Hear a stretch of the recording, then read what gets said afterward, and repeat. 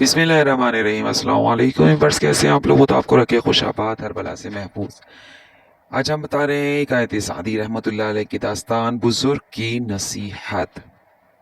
हज़रत सादी रहमतुल्लाह अलैह बयान फरमाते हैं कि हाकिम शिराज तकुल्ला बिन जंगी एक दिन अपने दरबार में ये ऐलान किया कि मैं तख्ते हुकूमत छोड़कर बाकी उम्र याद खुदा में गुजारूंगा। बादशाह के बहुत से दरबारियों ने ये बात सुनी तो एक रोशन ज़मीर बुजुर्ग ने नाराज होकर कहा, ए बादशाह, इस ख्याल को जहन से निकाल दे कि दुनिया तर्क कर देने के मुकाबले में तेरे लिए ये बात कहीं अफजल है कि तू अदल इंसाफ के साथ हुकूमत करे और अपने अच्छे कामों से खल्के खुदा को फ़ायदा पहुँचाए।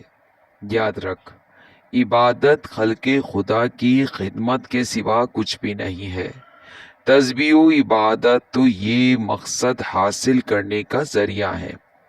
साहिबी दिल बुजुर्ग का तो ये दस्तूर रहा कि वो इनके जिस्म पर बेहतरीन कबा होती थी, लेकिन वो इस कबा के नीचे फटा हुआ कुर्ता पहनते थे।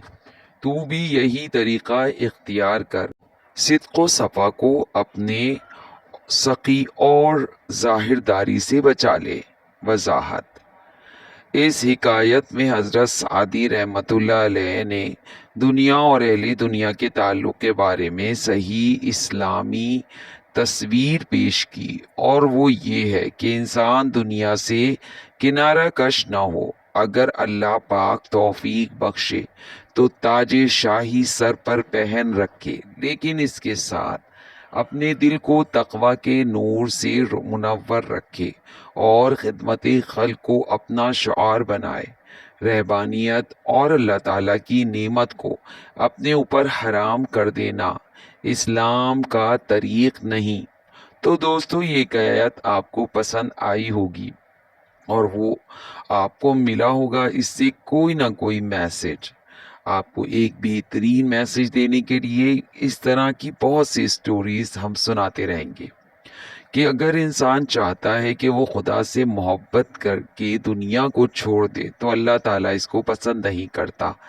बल्कि अगर आप असर उसूक रखने वाले इंसान हैं तो फिर आपको दुनिया वालों की खिदमत करने के साथ साथ अल्लाह ताला की इबादत करनी चाहिए, क्योंकि परवरदिगार आलम हमसे यही चाहता है कि हम आवाम की खिदमत के साथ साथ उसकी इबादत करें। तो कमेंट्स में ज़रूर बताइए कि आपको इस हिकायत से मिला क्या सबक, और मेरे चैनल को सब्सक्राइब लाइक ज़रूर करिए, क्योंकि ये चैनल आने वाली नस्लों को बहुत कुछ अच्छा सिखाने के लिए है। इसमें बहुत से अच्छे वज़ाइफ हैं, बहुत सी स्टोरीज़ और बहुत कुछ, और इसके साथ नमाज की पाबंदी और कुरान की तिलावत करने की हिदायत भी।